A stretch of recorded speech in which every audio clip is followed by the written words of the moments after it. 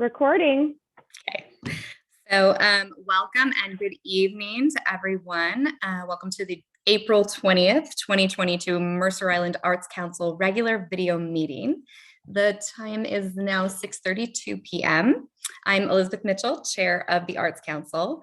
Tonight's Arts Council meeting is using video conferencing technology provided by Zoom.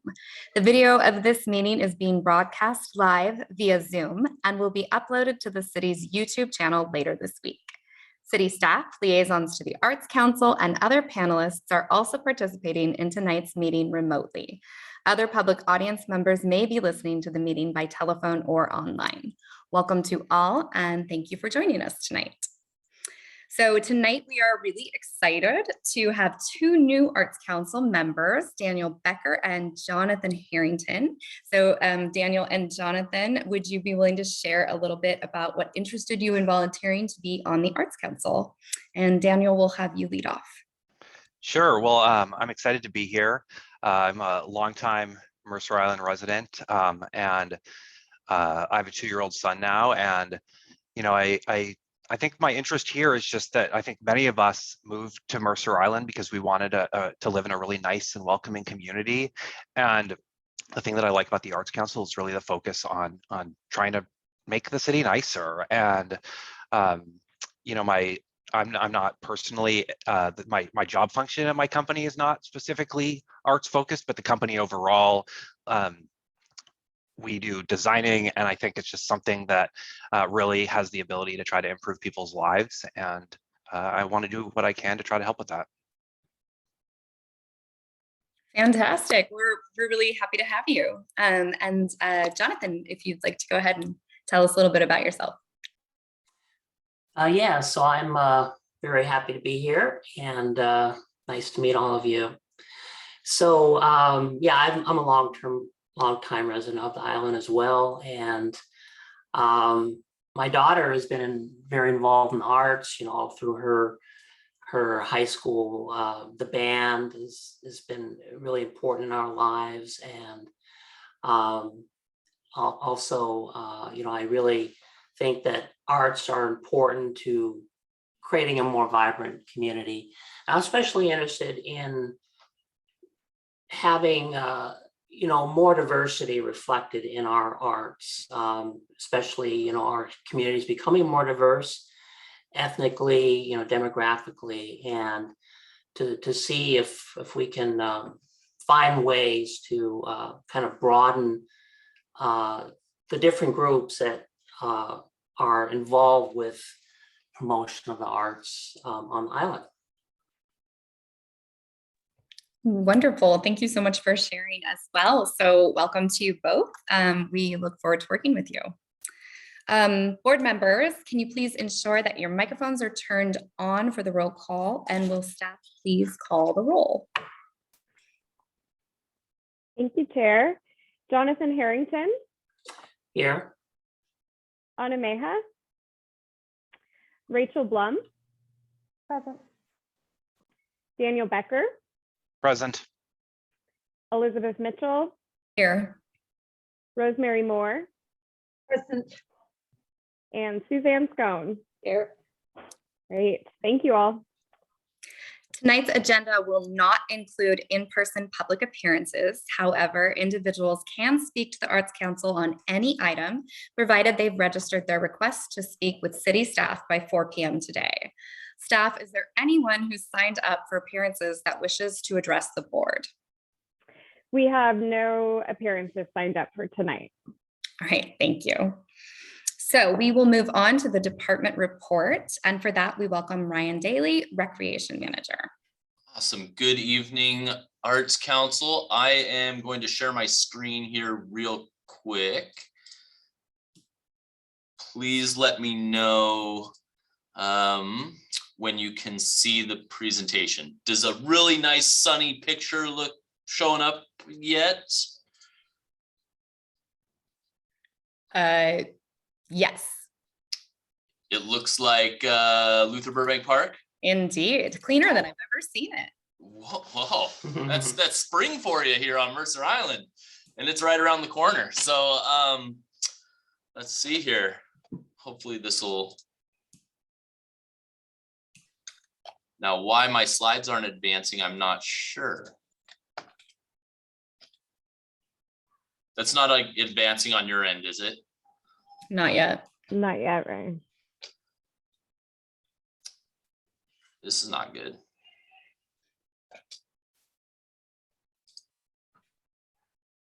Do you want to try stop sharing? Yeah, share Yeah. again. Let's try a do-over. Same fancy picture. Same fancy picture. And it does not, I think my screens are frozen over there. Chair, if you wouldn't mind, I would be happy to present at the end of the meeting if you'd like to move forward, and I'll try to figure out this technical issue over here. No problem. We will come back to that. Thank you, Ryan. So our first item of regular business is to review and consider approving meeting minutes.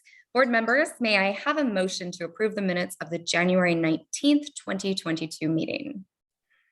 I can move, this is Suzanne. I will move to approve the minutes. Thank you, Suzanne. Is there a second? Yes, I will move to second the motion. Thank you. There is a motion by Suzanne and a second by Rosemary. Staff, please conduct a roll call vote. Board members, please turn on your microphones. Okay, Anna Mayhev. Rachel Blum. Approve. Daniel Becker. Approve. Elizabeth Mitchell. Approve. Rosemary Moore. Approve. Suzanne Scone. Approve. And Jonathan Harrington. Approve. Great. Motion Okay. passes and the minutes are approved. Thank you. Our second item of business is to discuss hosting a Mercer Island Arts Summit. And Ryan, are you going to be ready to go on this one? I'm ready. Okay, fantastic. So for this, we will welcome back Ryan Daly, Recreation Manager. Awesome. The reason I'm ready is I'm going to be passing this one on to Sarah and Eleanor Knight. Eleanor Knight is our new recreation coordinator. There she popped up on the screen. She will be joining us in May, officially on site, and is working remotely right now. But she'll have a really specific focus on supporting Arts Council activities. And so this is, for me as the division manager, this is really exciting to have these resources coming online as we're hitting spring and having the summit right around the corner, as well as a lot of our policy and procedure development work, which is right in Eleanor's wheelhouse. So I just wanted to introduce you all to her, and I will pass it over to Sarah to talk about what the framework looks like for the Art Summit, as well as some discussion with the group around what date is going to look good for us in May. And I'm sure it'll be a sunny day. So Sarah, I will pass it to you. Okay, well, before we jump in and talk about the Art Summit, I don't know if we want to put Eleanor on the spot and let her share a little bit more about her background, because as Ryan mentioned, she's bringing a ton of great experience to the table. So we're super excited to have her. Eleanor, I'm sorry to put you on the spot, but will you share a little bit about your work and your interests, and tell them a little bit about yourself? Sure. Thank you so much for having me, Council. My name is Eleanor Knight. My background is primarily in Parks and Recreation. Before that, I was involved in archaeology and anthropology as my undergraduate major. So some of the work that I do now involves building partnerships, especially with Indigenous groups and archaeological sites and things like that. But moving into this position, I'm focused on data collection and building policy and partnerships here with the city, and starting to build up some of that policy work that we're going to be doing, and really start building connections with the community and do some of that work. And here with the Arts Council, I'm here to support Sarah and Ryan and start to learn what you guys are all about and how I can better support this group moving forward. That was a great on-the-spot introduction. You can tell that you're a grad student. Okay, so I don't have a presentation to share tonight. We provided in the agenda packet a pretty good staff report of where we'd like to go with the Art Summit. So just to recap, the small subcommittee of Elizabeth, Rachel, Ryan, and I met, I think, last month to kind of do an overview of the summit and talk about some of the goals. Ryan and I went away and talked a little bit about, what a good framework could be. And so that's the event outline that we included in your agenda packet. And then following tonight, we will go away again. And now, thankfully, that Eleanor is here, she's going to help us really flesh out the rest of the framework. So, we're still planning on a digital virtual summit, probably via Zoom like this.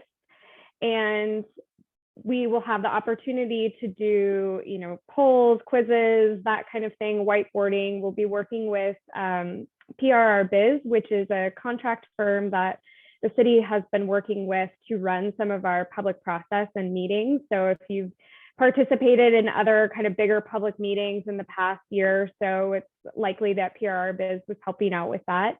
So we'll have some extra horsepower on that end to actually run the back end of the meeting. So staff and any Arts Council members who want to join the conversation can really be there to listen, as opposed to you having to worry too much about logistics.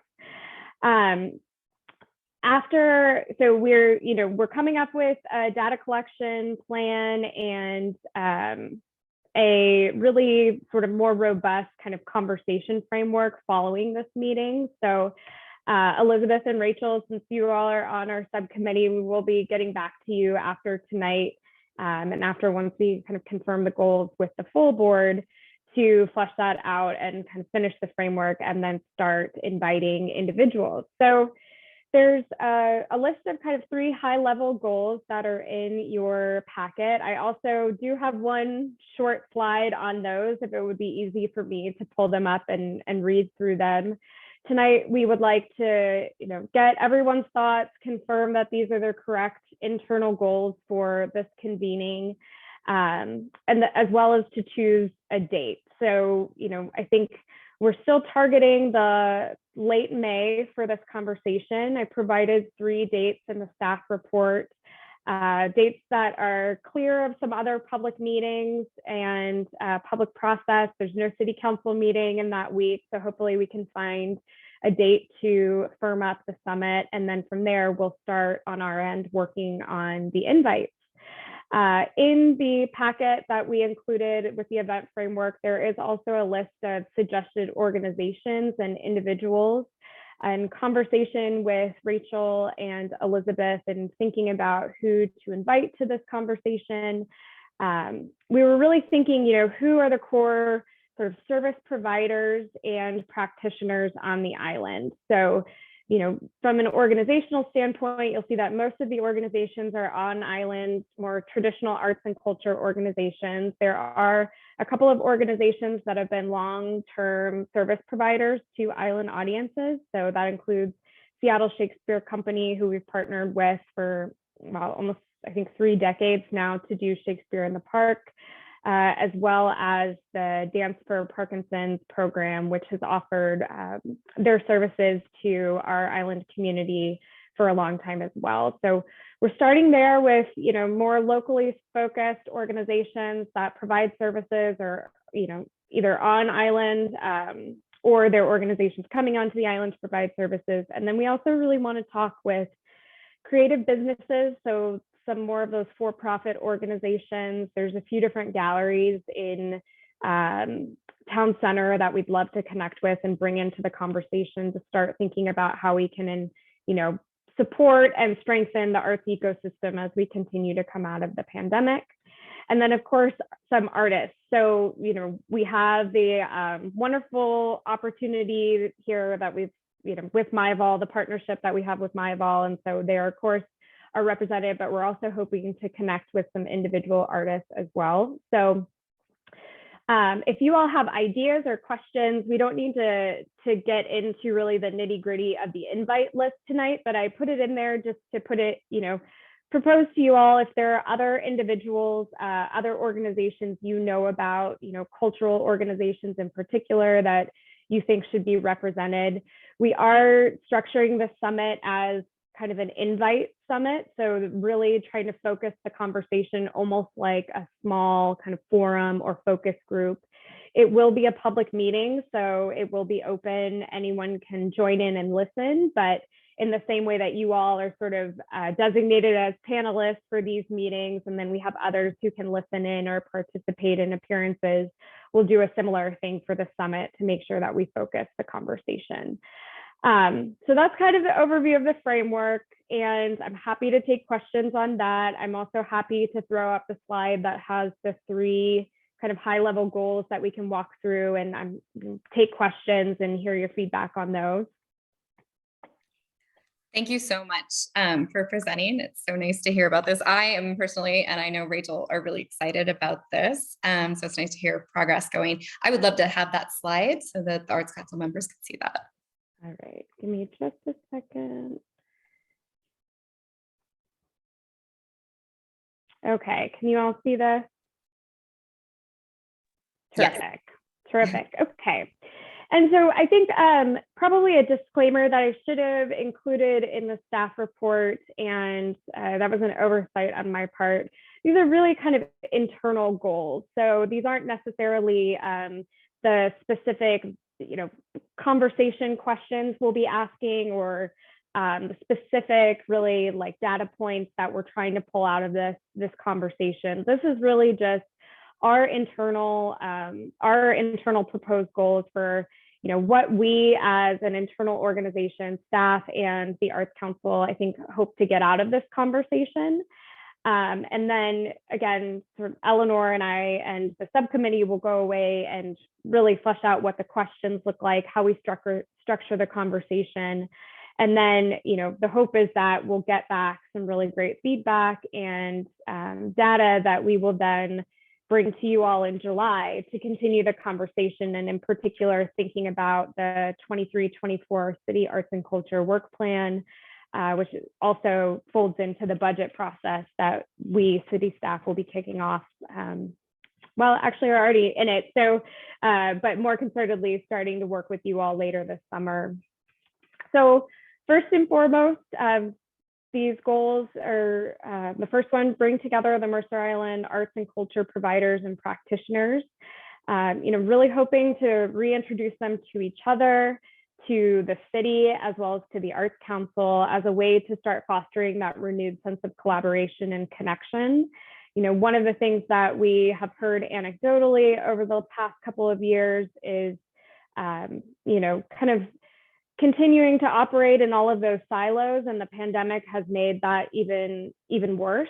So we're hoping to, really start bringing people back together and talking about the community's arts and culture work as an ecosystem, and how we can all work together to support it and strengthen it. So bringing people together first and foremost.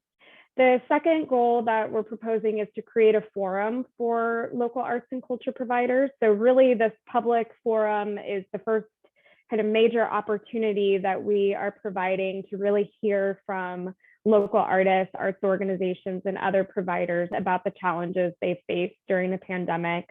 Both what maybe they were facing beforehand that was just exacerbated, what new challenges they've run into, and hopefully, what needs, and more importantly, what the path forward is, what they may already be offering in terms of services, what they've kind of pulled together if they have changed their operations, because I know some organizations, had to go through the same thing that the city of Mercer Island did in terms of reevaluating our operations. So we really want to hear about that and keep this really forward thinking. These are the challenges we face, but how are we going to start moving forward together? So providing that forum is a second proposed goal. And then the third goal, and again, this is really sort of an internal goal, so it's not super specific necessarily, but we really want to make sure that we are continuing the conversation, that this isn't really a one and done. Thank you for your feedback, and now we're not engaging with you anymore. This is really the start of that conversation about how we continue moving forward and strengthening the entire island's arts ecosystem. The comprehensive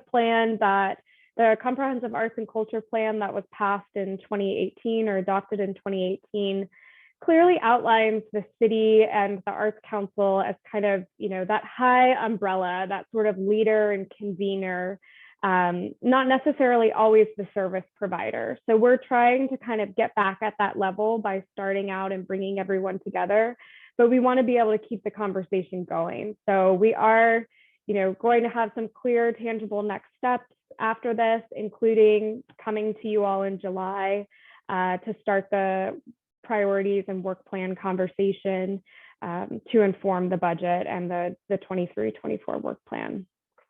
So I'll stop talking and open it up to you all. I'll leave this up here until it gets maybe a little complicated if there's lots of calling on folks and that kind of thing, but I will. Before we open up to questions specifically about the work that we're going to do with this, could we maybe talk about some dates? Could we throw those out there? Yeah, that's great. So we're targeting the week of May 23rd. So we provided 3 dates in the staff report: Monday, May 23rd, and Tuesday, May 24th, Thursday, May 26th. So is that correct? Yeah. So the Wednesday that week is a planning commission meeting. So I already took that off the table.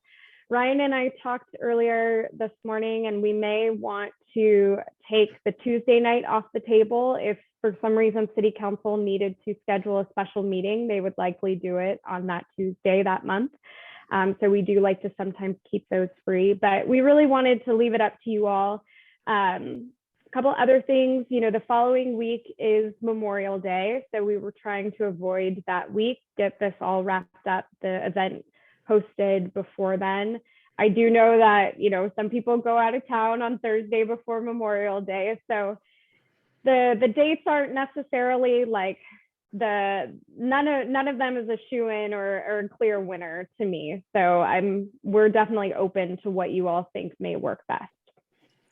I'll jump in on the dates because just to say that the Tuesday would be the ideal date for me, and I'm happy to hear from other people about what works best for them. I think is regards to like parents and activities and kids and all of that, just that Tuesday would be a better workable day for me. Rosemary, I saw that you had your hand up. Yes, could you clarify what kind of time of day you're talking about? Is it evening, afternoons, mornings, or all of it? So it would be an evening meeting such as this, maybe not as a late start at 6:30. That's one thing that we still need to nail down. And if you all have feedback on that as well, that would be super helpful. But most of the sort of public convenings we've been doing have worked best in the evenings. So I think we're going to try to maintain that one. Fantastic. Did anybody else have thoughts about the day of the week or the dates that are presented? Yes, Jonathan. Yeah, I think Tuesday works as well. I agree with that one. Okay. Ryan, you wanted to weigh in there? It's hard for me not to. Yeah, Sarah and I did talk earlier about that Tuesday potentially being a challenge if there were to be a city council meeting for some unknown reason added. If this group felt that Tuesday was the best one, my first phone call would be to the city manager and city clerk to find out and just get a feel from them. So if we could choose, it's sounding to me like Tuesday is the date that the Arts Council is leaning toward. If there was a secondary date as a backup, that would be helpful for staff, but I'd like to reach out and put our stamp on that date if needed. Fantastic. I know that we do have Mayor Neese here. I wonder if he'd like to weigh in on whether or not there's going to be a council meeting that day. Yeah, no, I'm happy to. It's highly unlikely that we would add another May meeting. So I think it's wise to have a second choice, but I don't think that you're going to need it. Okay, fantastic. Thanks. I think I saw you, Rachel. I saw first. Yeah, just thank you again, Sarah, for all of your work on this, and Ryan as well. And then just to add, I'm available on that Monday and Tuesday if needed and helpful. I also agree with Sarah's point that there are a fair amount of people who probably will be heading out of town starting on Thursday or packing for out of town. So I think that's sort of the least good option in my opinion. Thank you for that. Rosemary? I just wanted to say that I could make any of those three evenings.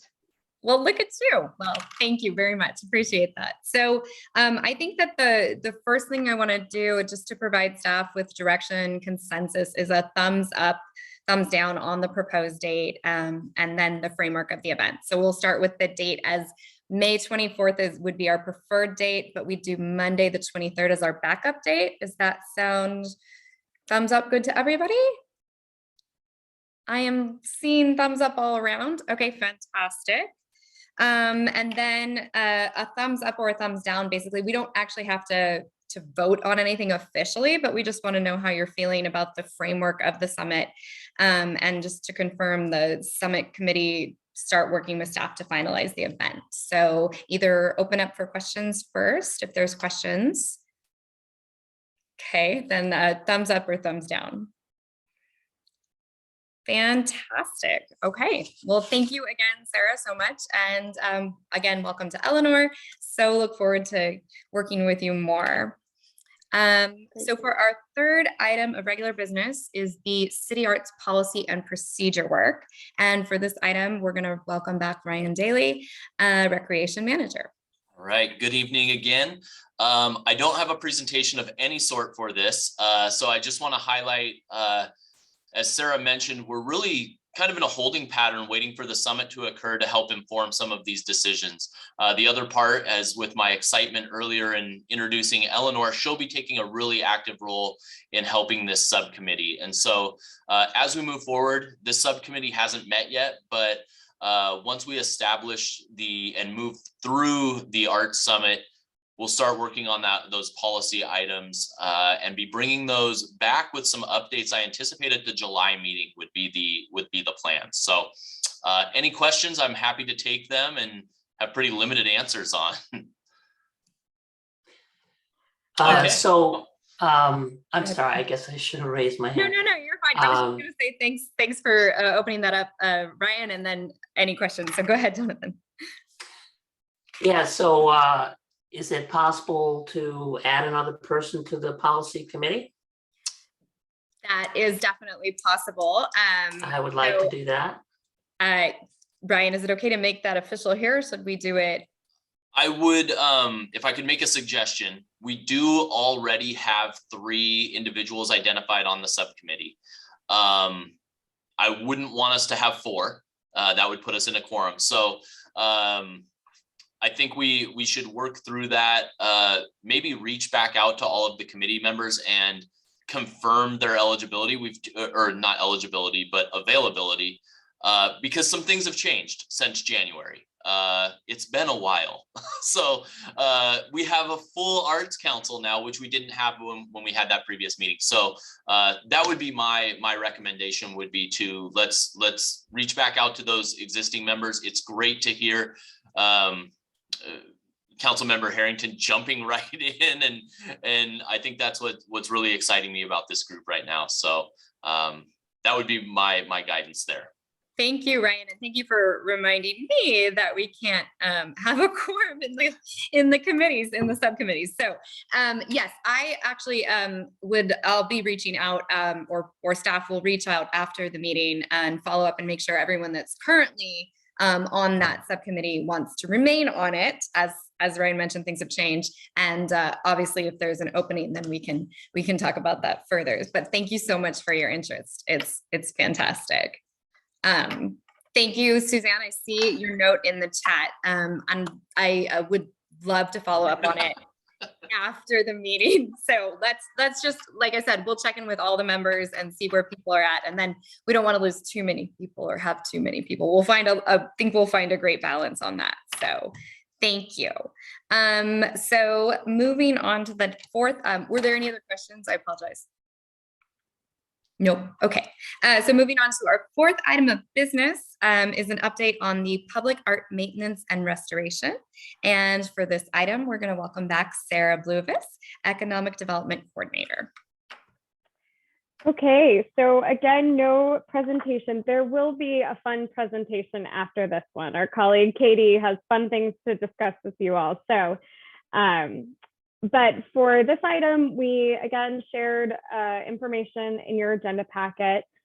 So you may recall over the last couple of years during the pandemic, we have sustained some pretty critical damage to some of our works of art in the public art collection.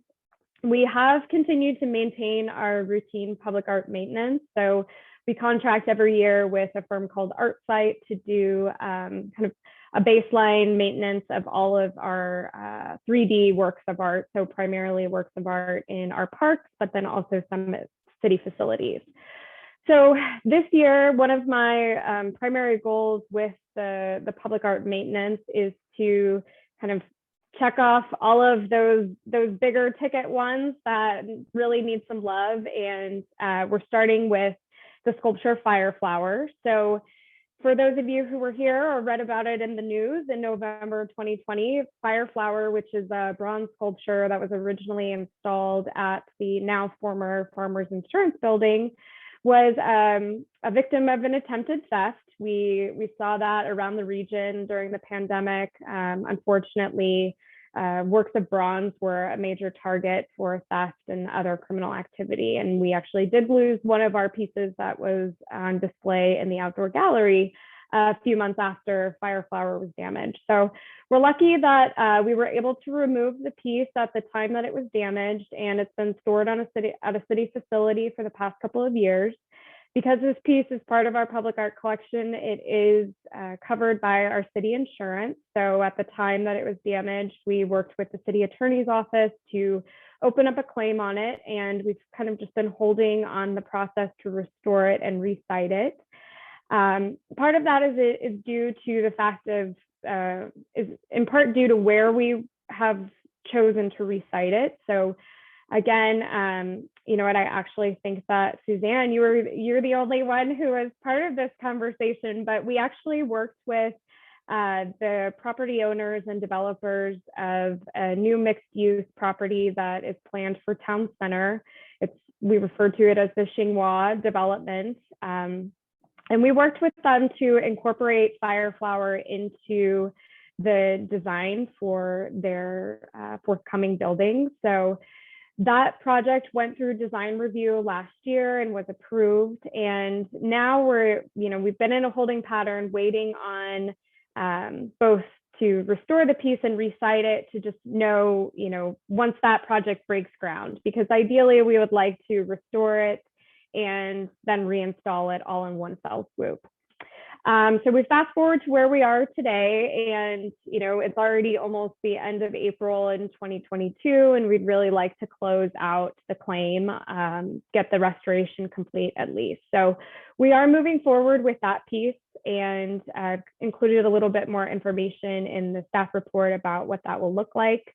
ArtSite will be taking the piece off site and working with the fabricator to restore the bronze that was damaged, and then we will either return it to a city facility for storage until it's ready to recite, or we will, work with the Xinghua team to either store it with them or figure out a different storage plan.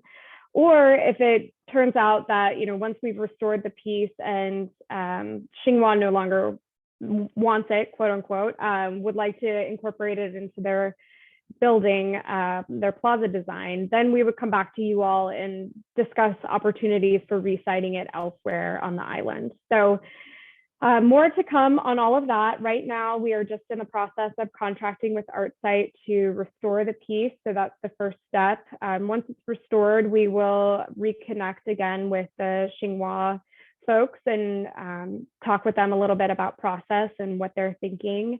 And then, I'm hoping by July, we'll have the piece at least finished with restoration and be able to come back to you all with an update on, whether it's going back into storage or whether we need to come up with a new plan for reciting it. So I guess the other piece to mention as well is that the piece is covered by insurance again. So we have a claim that covers it.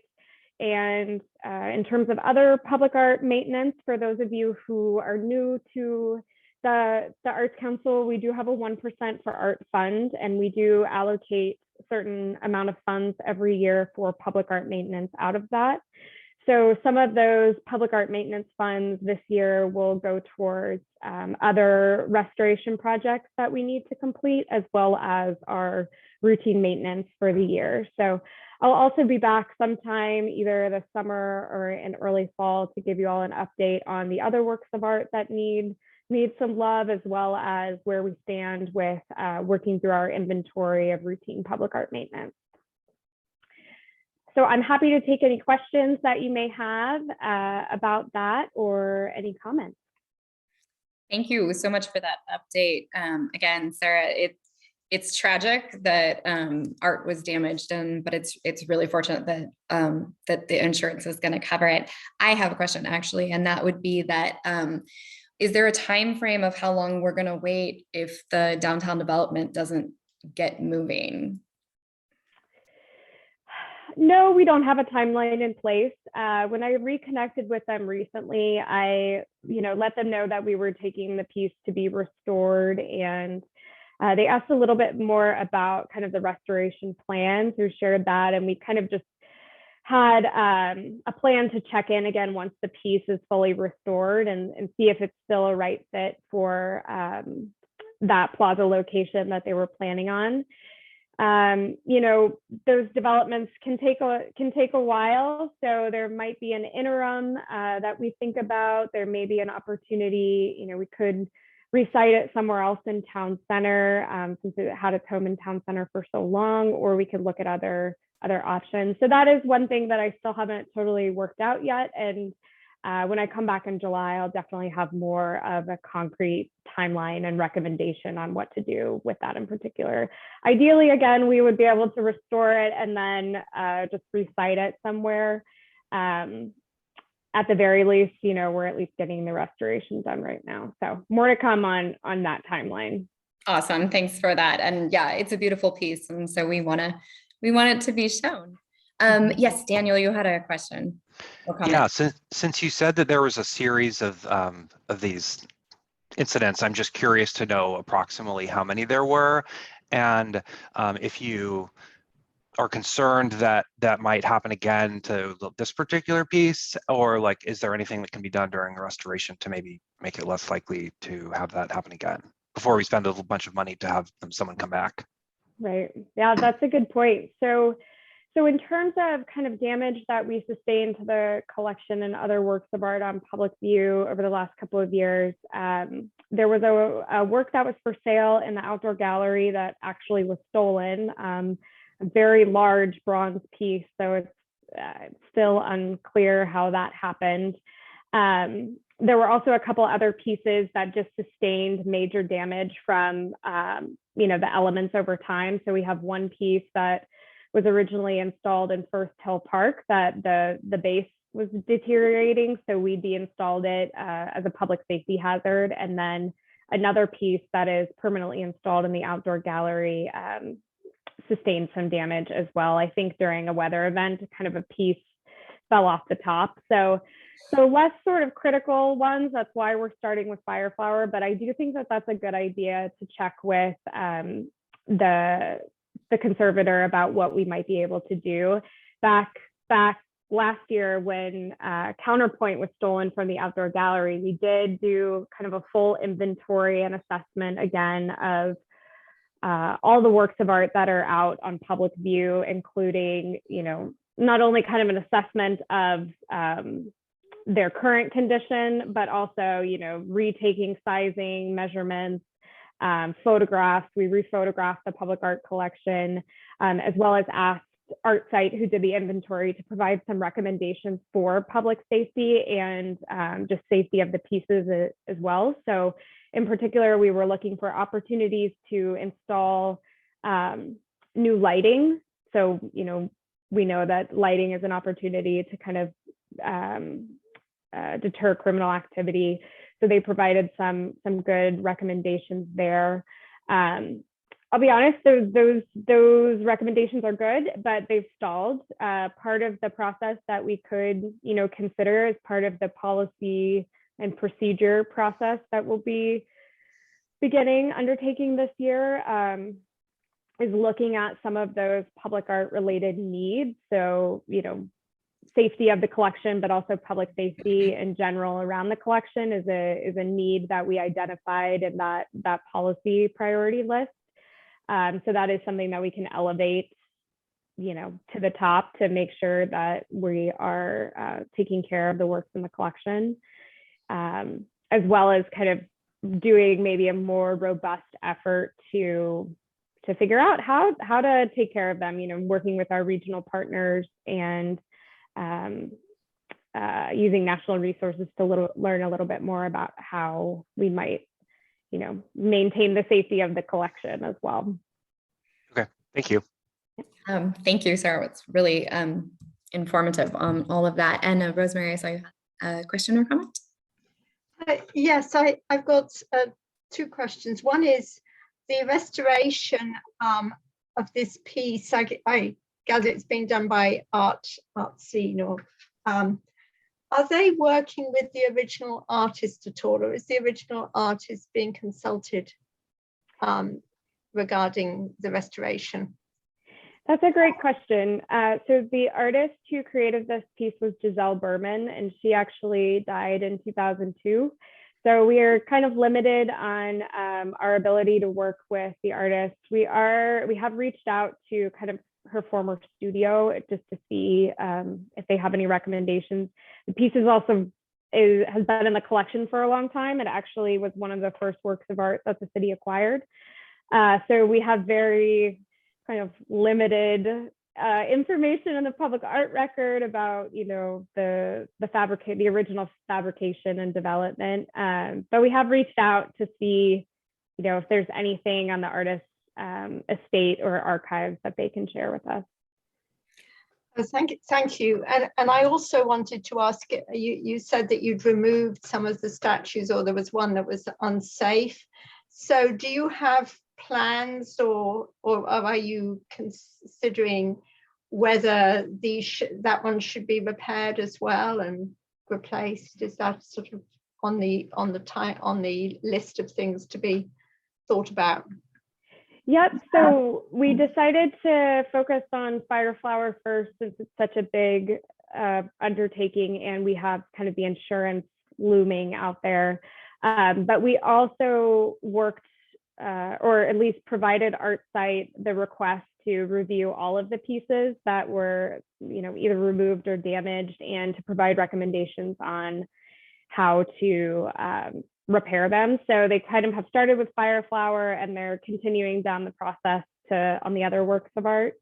The piece that I mentioned, it's called Now We Are One. It was installed in First Hill Park. It is a bronze piece that was commissioned and installed in memory or in honor of a former resident. I actually think he was a mayor, perhaps, at one point. So there's definitely community interest, family interest in reinstalling that piece as soon as possible. So I do believe that will be the next one that we tackle. And then there's some smaller repairs we'll be able to do kind of all at once in the pieces in the outdoor gallery, and then potentially a couple other just minor repairs on some other pieces in Luther Burbank Park. Thank you. Thank you, Sarah. And kind of impressive that the Fireflower has stood for so long, and hopeful that once it gets restored, it will continue to. So thank you for that. And so our fifth item of business is we finally get to the fun part, I believe. An update on the 2022 events and engagement opportunities. And so for this, we're going to welcome Katie Herzog, Events and Community Engagement and Recreation Coordinator. Thank you so much. I do have a short presentation, so I will share my screen and we will get started.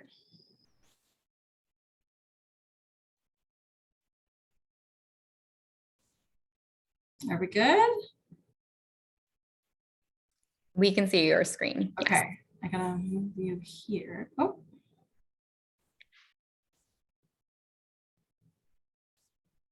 Okay, sorry, now you're just showing on one screen. Okay, I am gonna have to look over on this screen. So I won't be looking at you, but thank you.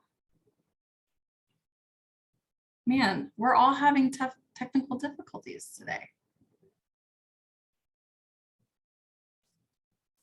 Everybody in their computers has spring fever, I guess. There we go. There we go. Okay.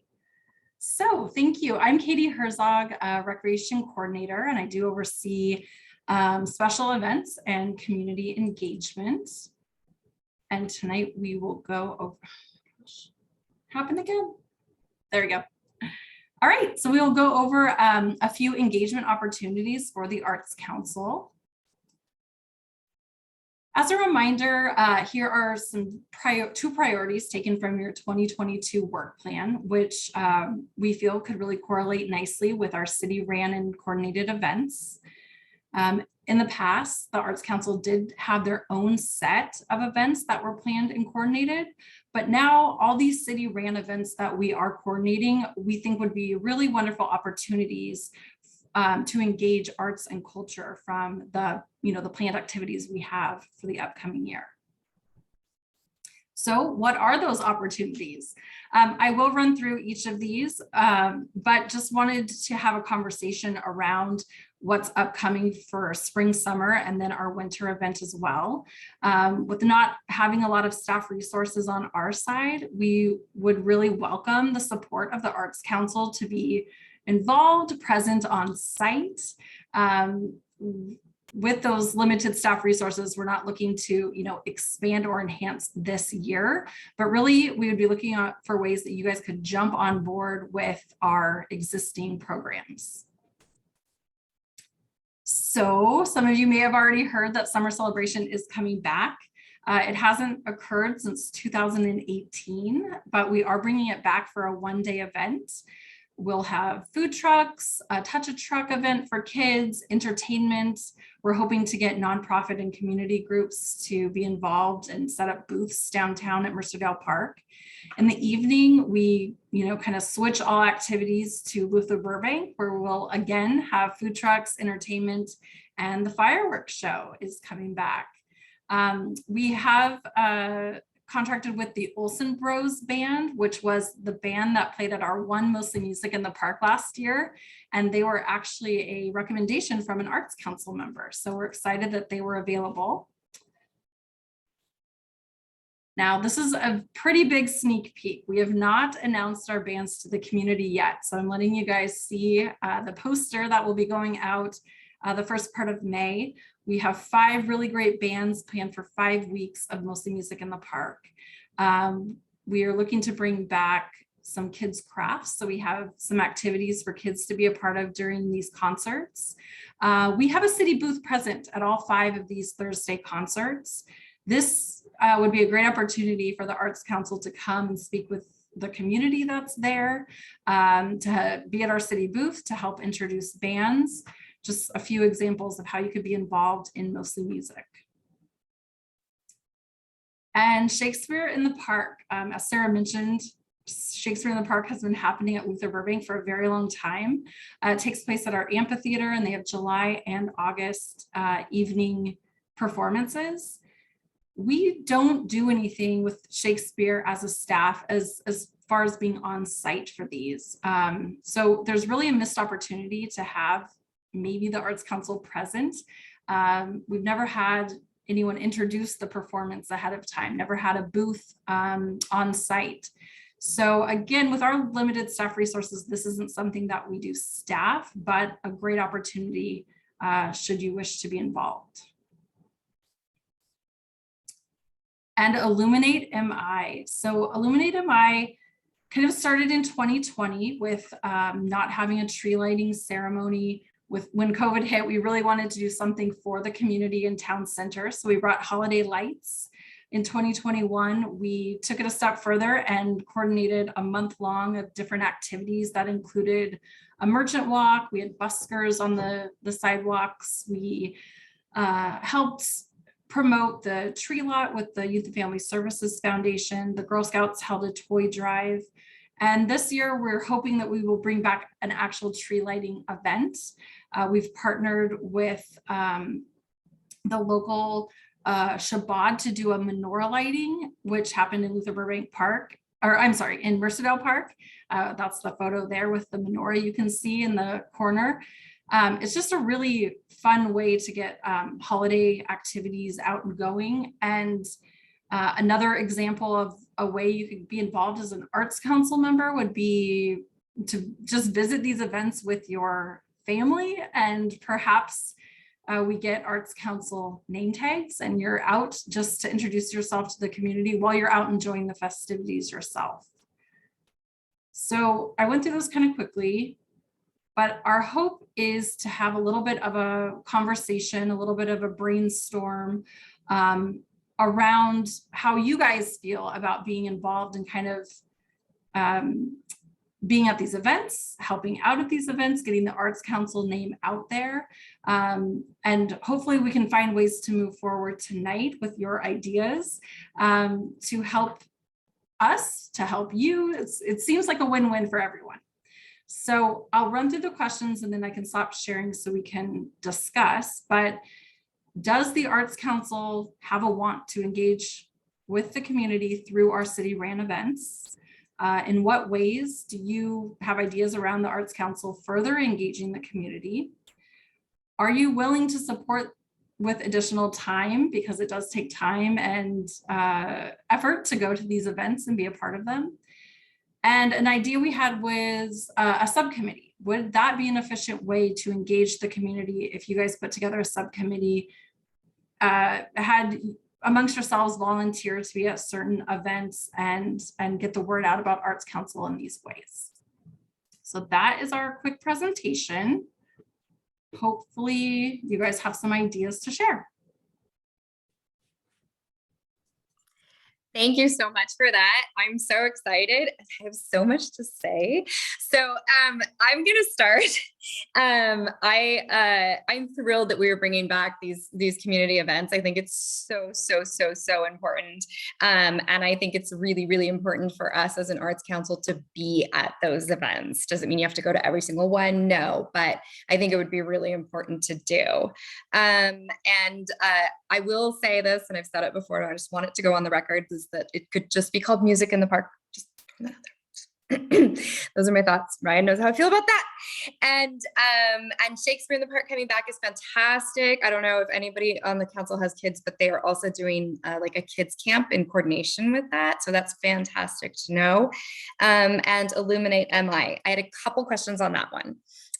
So one of them is, I know that the Mercer Island Preschool Association does like a house map and of, you know, community, the whole island. And is that something that could be coordinated into to combine with Illuminate MI? The tree lot's amazing. And if you don't get your tree there, I'm very sad for you, and you should. We got it even 2 years ago when we couldn't even look at it. They just threw one on our, car, and it was the most beautiful tree we've ever had. So I'll just say that, and supports Youth and Family Services. And then the only other thing I was going to throw out there, I was taking notes while you're talking, is that this is such an amazing opportunity to bring in some performing groups to be a part of, whether it's, I don't know if the Strom Juice Community Center has a choir or something, but they can come in and do, music for the menorah lighting, and we can get involved with, the schools and bring in choirs and, to sing for the tree lighting. And again, I'm always interested in expanding food and beverages to these things. So I'm just throwing all of that out there. I'll calm down a little bit, and anybody else wants to jump in and talk. Rachel, go ahead. Yeah, I'm just echoing everything Elizabeth said. And I think coming out of this pandemic, God willing, people are really hungry for community, and art is such a great way to connect and present such a wonderful opportunity for Mercer Islanders and people who work here and come here for other reasons. And then Elizabeth, happy to chat. I'm on the NIFA board of directors about whether there might be some partnership. I actually wish that I had been thinking about this sooner because, as you know, Circus is coming up, and perhaps in a future year, the Arts Council could host arts and crafts booth at Circus, which is not a big lift. But I do think that there is a lot of interest in doing more community outreach, and even if for nothing else, then creating a pipeline for the Arts Council so that people know that that we're here, and it might be something in the future that they want to get involved in. Awesome. Thank you, Rachel. Rosemary, did you have your hand up? You moved, your screen moved, but I don't see a hand. Like your square moved. So yes, go ahead. Yeah, I want to echo what you and Rachel have both said. I think it's all a great idea. And I also think that we should try and add in extra activities into both in addition, but into these planned events. And I also thought maybe food trucks for the Shakespeare in the Park, perhaps, and for some of the other events. I mean, so those are my thoughts. Absolutely. I'm going to let Ryan weigh in on that one, because I believe that there's actually a thing about about food and beverage. Is that right, Ryan? Do you want to jump in there? Can I put you on the spot? Put me on the spot. Yeah, Ryan Daly, Recreation Manager. What my answer would be, anything's possible. I think what maybe excites me right now in just hearing you, the Arts Council, talk about these things, is looking at these events in a different way. We really have a unique opportunity going forward this summer and then into the future to do things different. And you know, food trucks honestly isn't something we'd contemplated for Shakespeare in the Park, but talk about something that might make complete sense, and also be a revenue generator for the department to support these events as we go forward. So I hope Katie's taking notes furiously right now, but I do think there's that starts to get my wheels turning. Food trucks, wheels turning, get it? Yeah, that's a good one. I think there's a real opportunity here. So excellent idea. Thanks for putting me on the spot there.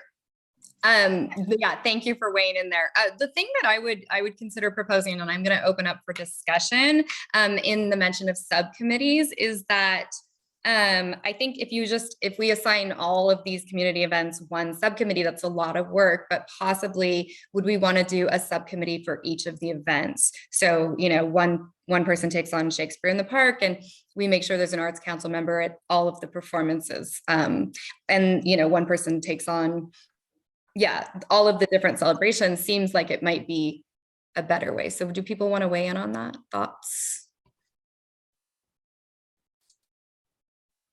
Ryan? I didn't see anybody else's hand. I like that idea.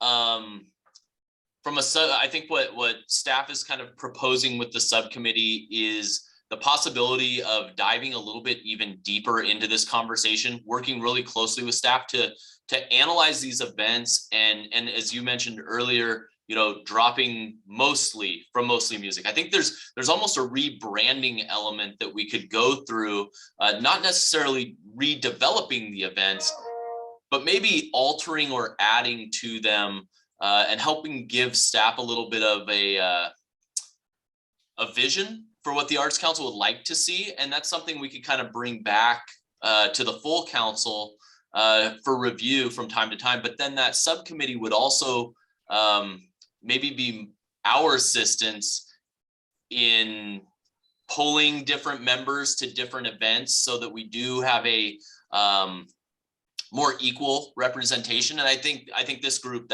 that's not feeling like a concern, given how outgoing this group is. But that's sort of where I think staff was coming from the idea of a subcommittee, Okay. And then building off of that from there. For sure. So more like a subcommittee that can help kind of coordinate with staff and talk about what we want to see at these events as a whole, and then kind of pulling the whole Arts Council into attendance and participation within the events. Is that what you're thinking, Ryan? And also identifying the areas we're not hitting. Earlier, we talked about the cultural diversity of our events, things like that. That's the lens I'm really looking for. That's where I would love the Arts Council to step up and share with us and say, hey, this is the direction we should be going. This is our opportunity area. So you're starting to see a little of my excitement and passion come out here, but I think that's the opportunity we would be looking for. Well, thank you, Ryan. I don't want to be the only person who totally nerded out. So I think I saw Daniel's hand up first. Yeah, so I would echo also what everyone said about the events. It's great to have these back, and I went to several last year and really enjoyed them, and I'm happy to help and attend to the specific questions there about can we have some of us go to these events. I'd love to go to the events. I'd love to help in whatever I can. You sort of already touched on part of my question here, but I would be interested to get a slight clarification on what you're actually looking for in terms of us attending the events. Like someone said earlier, like attend and have a name tag and talk to people. I mean, I think I'm clear on you're saying like you're looking for ideas on, I guess you said like what new events we have or what we could add to the event. Like, would you be looking for us to like, are we like just like getting a feel of the crowd? Are we trying to, be an extension of staff and sort of help people with questions they have about the city? Like what are we doing if we attend as a representative? Yeah, and hopefully that subcommittee could work out kind of how they want the Arts Council to be represented at certain events. In the past, there was always an Arts Council member who would get up in front of Mostly Music in the Park and introduce the band. And they would say, I'm from the Arts Council. We, a short blurb of what the Arts Council, who you guys are, what you do, and then introduce the band, and then be on site to mingle around and talk to people and do that. Another idea was just, if you're at the events, maybe we do need to have Arts Council name tags. So you can be there as a community member, but also as an Arts Council representative. And then like Ryan said, what ideas can the committee come up with of, how can we better these events, change the events? What ideas would you bring to, the cultural diversity of events? What will you see to then bring back to staff? So it's a little bit open-ended as far as, ideas that you guys might come up with together, but really having a presence and getting the Arts Council word out there is, I think, really important. If I could add to that, one of the, thinking about not the problem, but maybe what the challenge is that we identified a little bit last year was the community maybe not recognizing the Arts Council or being engaged. And so what we're kind of putting forward from the staff standpoint is maybe a fun opportunity that allows the public and the community to interact with you outside of public comment in a Arts Council meeting, which isn't the most well attended. And so it kind of allows you to intermix with the residents. And I think what I think that might help us with is bringing that information back to these meetings to help inform the decisions we're going to be making here in the future. And so I think we've seen it with City Council pretty strongly in the engagement we're starting to see out in the community. The Parks and Rec Commission, I'm starting to nudge them a little bit to start doing the same thing as we start going into these events. And I think it really shrinks that community and really gets us all interacting and talking to each other, which is maybe my primary goal. Great, Okay. thanks, Brian. Sorry, Daniel, did you have more? No, that's great. Like I said, I'm happy to help wherever is needed, and that certainly is something that I'm interested in doing. Fantastic. Rosemary. Yes, now this is a question that may be for the subcommittee, but and you mentioned cultural diversity, and I think that is something that needs to be looked at. We're talking about menorah lighting and Christmas tree lighting. I think we want to make sure that we are inclusive of all communities, not picking one or two. Mm-hmm. Yes, definitely. I use the menorah lighting as an example because that group has partnered. They want to put on that event no matter what. And then we've kind of taken them under our wing of Illuminate MI of, this is great, let's add it to, our month long of programs. And they do all of that. They do the whole celebration themselves, but then we help market and promote so we can get the word out, wider. And that's similar, Elizabeth, you brought up the MIPA tree or a light map, a similar thing. We have helped promote that in the past since they do use that as a fundraiser, and they would do that aside from our events, but it's kind of nice to have, you know, the whole gamut of what's happening around holidays. And so we would help promote that like we did last year as well. Right. Plus, if the idea of a light in the winter isn't necessarily tied to any religion. Jonathan. Yes, I just like to concur with everyone else's enthusiasm for getting more involved in these events. And I really would be interested in exploring a Chinese New Year's event. My family is a multicultural family, and I have a lot of contacts in the Chinese American community here on the island. It is a large community, growing community, and just something to explore, looking at, again, the diversity, trying to increase representation of all the different growing groups on the island. Absolutely. That's great. I know that the kids, when my kids were at Northwood, they did International Night, which was a fabulous thing that they put on. And I know that, we have my daughter has a friend from Ireland. And so they did all the Irish dance, and we have the fun St. Patrick's Day thing around downtown where everybody has to find the shamrocks. So I think it's great that we're kind of including all of those. Yes. Oh, sorry, go ahead. Really quickly, I'm sorry. I'm so glad you brought that up because Sarah Lewis she coordinated the Lantern Project in the past, and we are bringing that back this year. Chinese New Year is like the first part of January for 2023. And so we would include that in our Illuminate MI celebrations. And Sarah thankfully wants to help bring back the Lantern Project. And so we do have that on the books, and I'm really glad that you brought that up. Yay. That's great. Awesome. Sarah, did you want to weigh in? You turned your camera on. Yeah, I was just going to say, yeah, that's wonderful, Jonathan. And I think in the past we have worked with the Mercer Island Chinese Association we did on the Island Lanterns Project. And then in previous years when the city partnered on Chinese New Year celebrations. So we'd love to bring something like that back. So I think if you are open to working with us to, get connected with more people in the community, that would be really great. Great. Awesome. Rachel. Oh, sorry, I didn't realize my hand was still up. No, actually, that was the exact same thing for MIPA. There was a lot of interest expressed in doing a Lunar New Year event this year, and we just weren't able to get off the ground quickly enough. So just echoing that, I think that would be really well received and enjoyable. Fantastic. I'm going to look to you, Ryan, and ask how you'd like to proceed with the subcommittee. Shall we say people should reach out after the meeting if they have interest? I think that's an excellent idea. I think you're going to get quite a bit of interest. So yeah, I would recommend reaching out to the chair and CCing maybe myself and Raven on that correspondence so we can track it and hopefully have a little quicker turnaround than I promised last time with the subcommittees. And that was on me. So we will have a prompt response to get this moving, because I mean, we do have these events coming up very soon. If I could add one item, and we're talking about adding events and doing all of these different things, and I think that's outstanding. We last night, the city council approved a sponsorship policy specific to special events offered by third parties. So for example, if the Chinese American Association was going to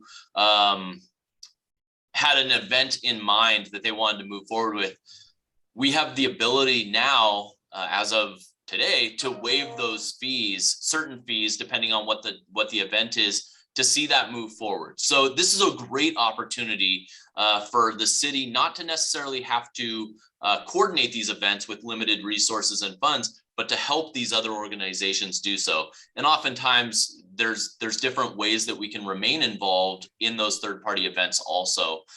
So I just wanted to highlight that. It's a very exciting, Katie and I had that opportunity last night, and I think the city council was really excited about what they were able to do to enable these events as well. So opportunities everywhere.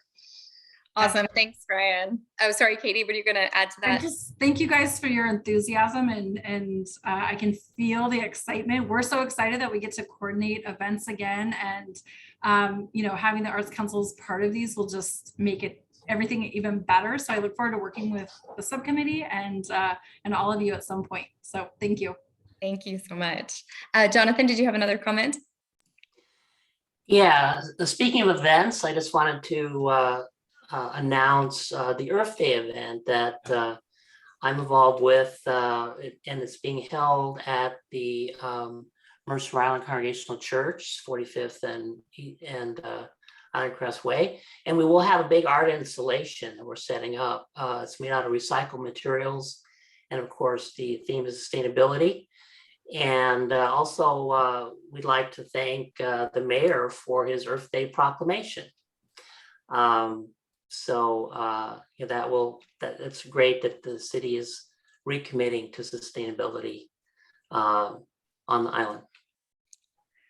Thank you for that. I just want to add, as far as people reaching out about subcommittees, whether we're talking about this specific one or the others that we have going on, that just remember, if you don't want to serve on the actual subcommittee, as in make that time commitment to, you know, have the availability to go to the meetings, all of the Arts Council's ideas are wanted and needed and appreciated. And you can always, you know, email that information to myself, to staff, and we can get those things going. You don't have to serve on the actual committee to have your ideas put forth. And I just wanted to make that clear. It's just more of having a contact person between the Arts Council and staff, specifically, I guess, in this case, Katie. So just remember that when we start to make commitments, that they can start to add up, especially as our policy work starts to go forward. So fantastic. Well, this was you get the most fun for the evening, Katie. Thank you very much for that. So we're going to move on to other business. Brian, are you able to share with us now the staff report? I hope so. Kate, you already awarded Katie most fun of the night, and I still have yet to present. I'm going to try. Let's see here. Is that showing up for you? Yes. Let's see if it'll advance forward. Okay, we got problems. So what I'd like to do, if it's okay, hopefully, there we go. I just want to provide a couple of highlights, and I'll send this presentation right after the meeting out to the members, and then also we'll include it in the packet for the general public. But starting off, board and commission openings. This board will have one. Councilmember Harrington's position expires next month, at the end of the month, but he is still eligible for 2 terms as we move forward. So just a reminder to everyone, please get your applications in if you're interested by May 4th. That's the deadline, and I have been told numerous times, keep reminding, please get your applications in if you have any interest. The Parks and Recreation Commission also has 2 vacancies, so we're soliciting applications for those as well. Parks and Rec, oh, I'm sorry, Rosemary. Sorry, what was the first one that you were talking about? The first application. The Arts Council, we have one position that will be available, and that's Councilmember Harrington's position. So he stepped in for a vacancy, and will that term was due to end at the end of next month. So he's filling in for essentially about a month, 2 months, and then that position comes back open, and he has the ability to reapply there. Okay, so that's the Arts Council one, and then we have 2 for the Parks and Recreation Commission as well. Moving forward, the Parks and Recreation Commission will be doing a special meeting next week. Some of you may have heard about the bike skills area and potential improvements there, challenges there. So a report has been published, and when you receive this department report, you'll be able to see the link where to go on the Let's Talk page that contains that report. We're really encouraging the community to come out and share their feelings so that the commission can provide a recommendation to move forward with that area, one direction or the other. So then they'll be providing that additional information to the city council at a future date. Aubrey Davis Park Picnic Shelter. Some of you may have seen that it was badly burned. We are moving forward right now with demolition of the roof, and the contractor will be replacing that. We can't wait on the recreation side. That is one of our very few rentable locations for picnics, and we have an online process that works awesome. So we're looking forward to getting that back up and running here for this summer, and we're receiving a few requests ongoing for reservations there. We have a new name for the skate park at Mercerdale. It had no name before. It was the skate park at Mercerdale. It is now the Kirk Robinson Skate Park. And Kirk, if I'm not going to be able to do justice by talking about him here, I encourage you to read the agenda bill from the April 5th City Council meeting when they honored him and frankly his family with naming the skate park after him. And he, if you had a chance to meet him, amazing individual. I mean, you walk out of a meeting with him and you felt like you could run through a wall and you wanted to do everything. Outstanding man, great family here on the island. So please check that out. And we'll have some signage going in at that facility. I believe in the next couple of months. It's on order now, so we'll be moving forward with that. And we're going to do a dedication event at some point later this summer. It may be something we tie into another existing event and just kind of blow it up nice and big. Just awesome opportunity, just great individual again.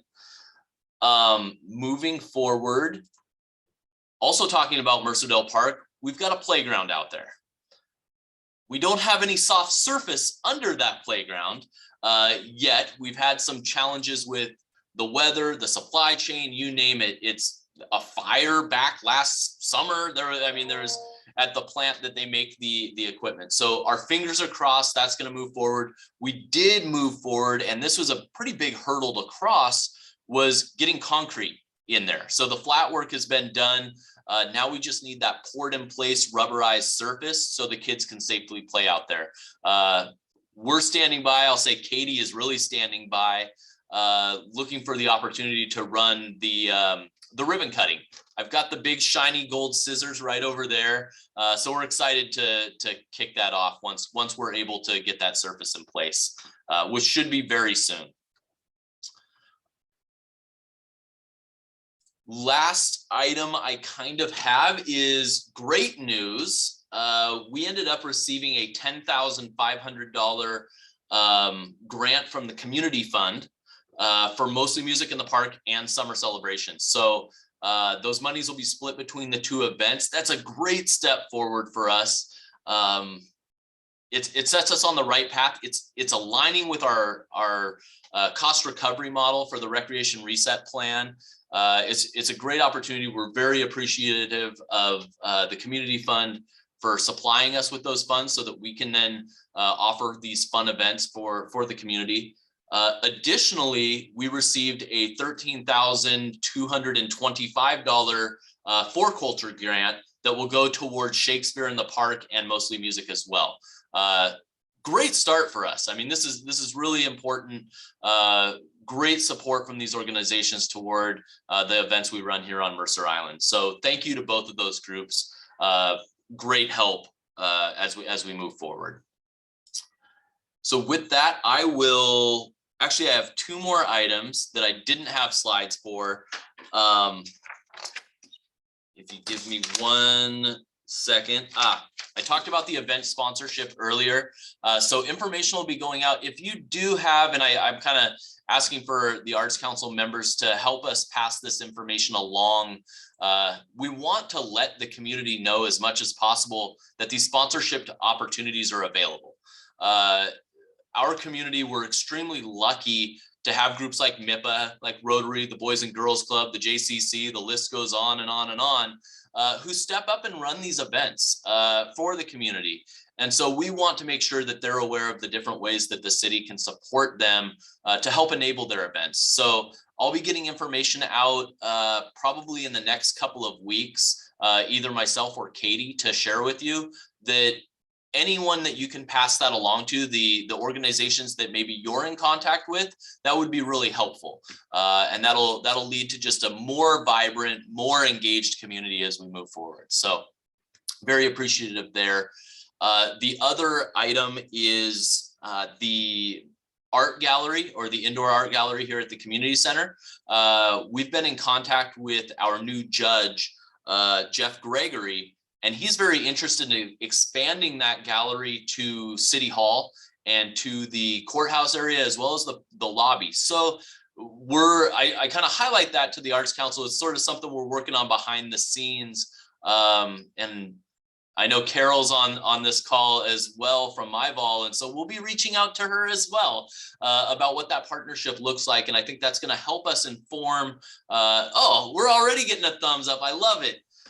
So you know, we're looking at doing things differently, obviously, and expanding our operations and our reach. So this is a great opportunity. It's a different group that we could potentially be engaged with, and I just wanted to highlight that for the Arts Council. So with that, I will stop talking.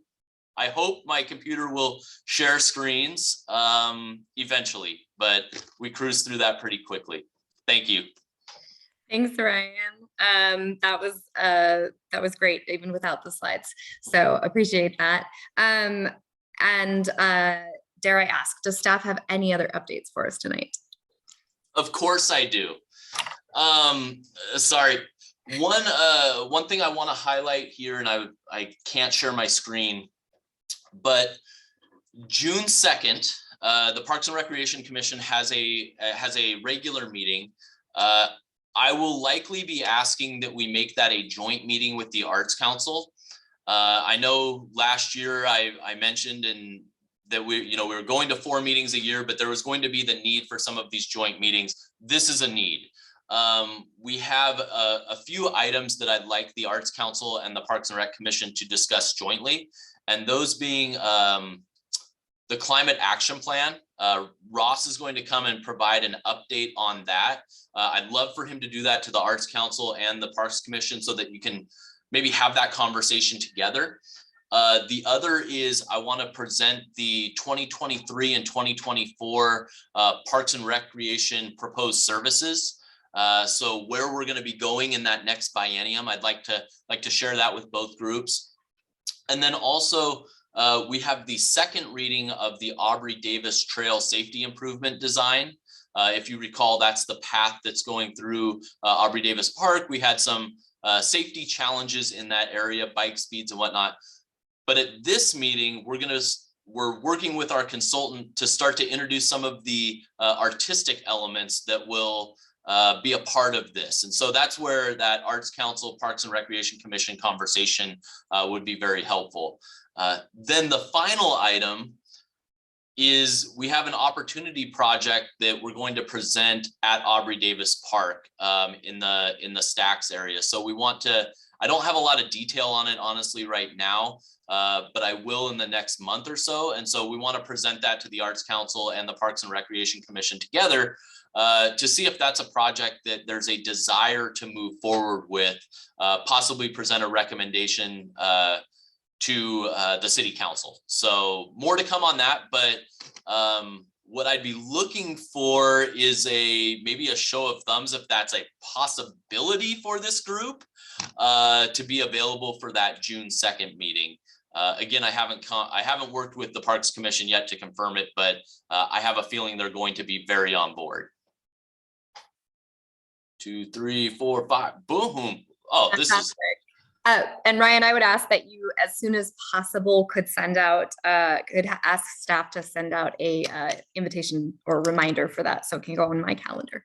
I will be in contact with the chair of the Parks Commission tomorrow. Try to confirm with them. 3 of these items just popped on here today, so things are happening quick around here. It's a great time to be in Parks and Rec, I'll tell you. But thank you. Great. And does staff have any other updates or anything for us tonight? Did you really? Okay. I can't believe you asked that question. No, I don't have any more. Oh my gosh, you're so mean. Okay, great. So members, is there any other business that you'd like to discuss or items to report?